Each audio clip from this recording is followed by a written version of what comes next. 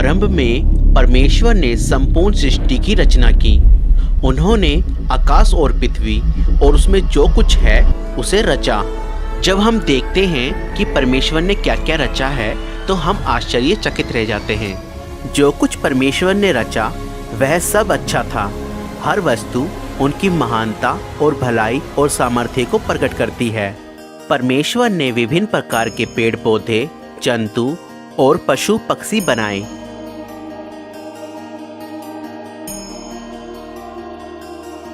तब उन्होंने मिट्टी लेकर पहले मनुष्य को बनाया और उसके नथनों में जीवन फूंका।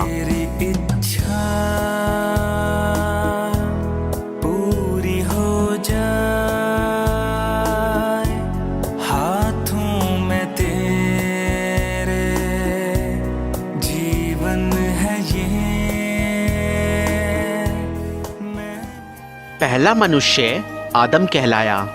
तब परमेश्वर ने आदम की पसली निकाली और उससे औरत को आदम की पत्नी और साथी होने के लिए रचा। उसे हवा नाम दिया गया। परमेश्वर ने अपने स्वरूप में स्त्री और पुरुष को रचा। वह बगीचे में आनंद से उनकी उपस्थिति में रहते थे जो परमेश्वर ने उनके लिए रचा था। बगीचे को अदन की वाटिका कहा गया। वहाँ कोई पीड़ा या मृत्यु नहीं थी।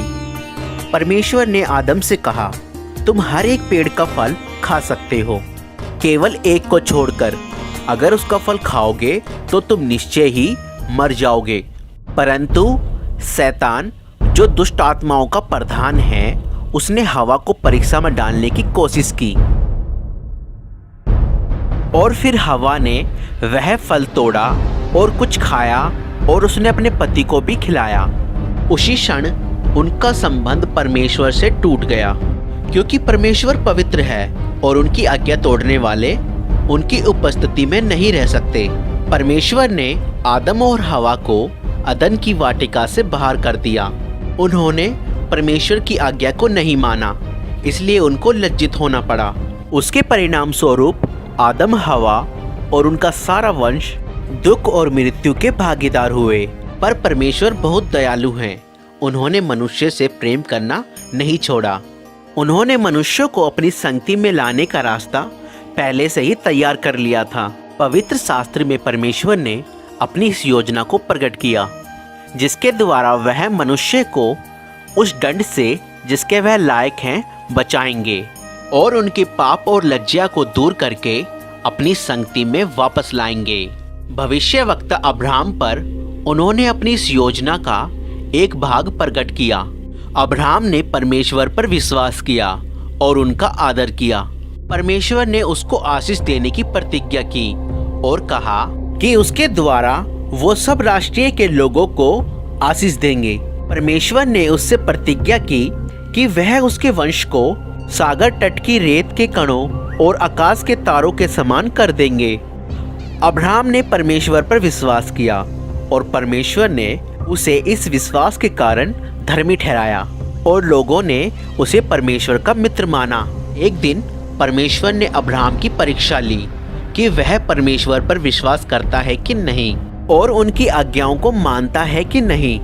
परमेश्वर ने उससे अपने बेटे की बलि देने को कहा। अब्राहम जानता था कि इस एक पुत्र के द्वारा परमेश्वर ने वादा किया है कि वह उसे एक बड़ा वंश देंगे। फिर भी अब्राहम ने परमेश्वर पर विश्वास किया और उनकी आज्ञा मानी, इसलिए अपने बेटे को परमेश्वर के लिए बलि चढ़ाने की तैयारी कर ली। अब्राहम ने अपना खंजर उठाया, लेकिन तभी परमेश्वर ने कहा, अब्राहम, बालक को नुकसान ना पहुंचा।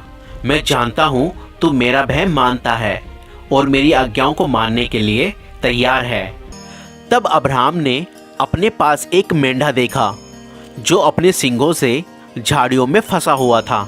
अब्राहम ने उस मेंढे को लिया जो परमेश्वर ने दिया था और परमेश्वर के लिए उसे अपने पुत्र के बदले बलि चढ़ाया। जब परमेश्वर ने अब्राहम के बेटे की जगह मेंढा उपलब्ध कराया, उन्होंने लोगों के लिए अपने महान प्रेम को प्रकट किया।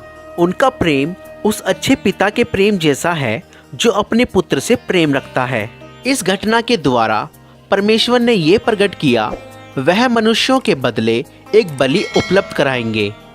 बहुत समय पहले परमेश्वर ने भविष्यवक्ताओं पर यह प्रकट किया कि वह एक पाप रहित व्यक्ति को आदम के वंशजों के बदले मरने के लिए भेजेंगे और लोगों के पाप और लज्जा को दूर करेंगे एक महान बलिदान के द्वारा। वह उनके लिए जो उन पर विश्वास करेंगे एक मार्ग तैयार करेंगे कि वह परमेश्वर के साथ हमेशा के लिए मेल मिलाप से रह सकें। भविष्यवक्ताओं ने इस व्यक्ति को मसीह कहा। उन्होंने कहा परमेश्वर मसीह को अपने लोगों को बचाने के लिए भेजेंगे और वह उनके राजा होंगे और परमेश्वर के नाम पर हमेशा उन पर राज्य करेंगे। मसीह के कई सौ साल आने से पहले भविष्यवक्ताओं ने बताया कि मसीह क्या क्या करेंगे और उनके साथ क्या होगा। भविष्यवक्ता दाऊद ने कहा परमेश्वर मसीह के बारे में ये घोषणा करेंगे कि तू मेरा पुत्र है। यशाया भविष्यवक्ता ने कहा कि एक कुंवारी गर्भवती होगी और एक पुत्र उत्पन्न होंगे। उनका वो पुत्र परमेश्वर का अनंत वचन होगा जिसे परमेश्वर ने कुंवारी के गर्भ से मनुष्य के रूप में संसार के सम्मुख प्रकट करने के लिए भेजा। भविष्यवक्ताओं ने यह भी लिखा कि मसीह का जन्म बैतलहम में होगा। उन्होंने भविष्यवाणी की कि वह यरूशलेम में उनके राजा के रूप में प्रवेश करेंगे। उन्होंने यह भी लिखा कि 30 चांदी के टुकड़ों के बदले उनका एक नजदीकी मित्र उनको धोखा देगा। भविष्यवक्ताओं ने कहा कि मसीह अपने जीवन का बलिदान करेंगे, लेकिन परमेश्वर तीसरे दिन उन्हें मृतकों में से जीवित कर देंगे। भविष्यवक्ताओं ने मसीह को मनुष्य का पुत्र कहा और बताया कि वह दोबारा आएंगे बादलों पर और परमेश्वर की उपस्थिति में प्रवेश करेंगे और परमेश्वर उन्हें सब लोगों और राष्ट्रों के ऊपर हमेशा के लिए अधिकार देंगे। 2000 वर्ष पहले एक ऐसे ही व्यक्ति संसार में रहते थे जिनका नाम यीशु था। क्या यीशु का जीवन उन सब बातों को जो भविष्यवक्ताओं ने मसीह के बारे में कही पूरा करता है? ये फिल्म ये बताती है कि यीशु कौन है और उन्होंने क्या कहा और क्या किया, जैसा धर्मशास्त्र में लिखा है। इस फिल्म में एक 3D कैरेक्टर ने यीशु का पात्र निभाया है। वैसे तो कोई भी इस कार्य के योग्य नहीं है, लेकिन इस फिल्म को इसलिए बनाया गया कि लोग यीशु के बारे में और उनके जीवन के बारे में जान सकें और उस आशीष को जिसकी प्रतिज्ञा परमेश्वर ने की है प्राप्त कर सकें। परमेश्वर ने नासरत शहर की एक कुंवारी के पास जिब्राइल स्वर्गदूत को भेजा। उस कुंवारी का नाम मरियम था। भयभीत ना हो मरियम, आप पर परमेश्वर का अनुग्रह हुआ है। आप गर्भवती होंगी और एक पुत्र उत्पन्न होंगे और आप उनका नाम यीशु रखना। ये कैसे हो सकता है? मैं तो कुंवारी हूँ। पवित्र आत्मा आप पर उतरेगा, इस कारण वो बालक परम प्रधान परमेश्वर के पुत्र कहलाएंगे तथा उनके राज्य का कभी अंत न होगा। देखो देखो कोई आ रहा है, कैसा जलवा मसीह आ रहा है। देखो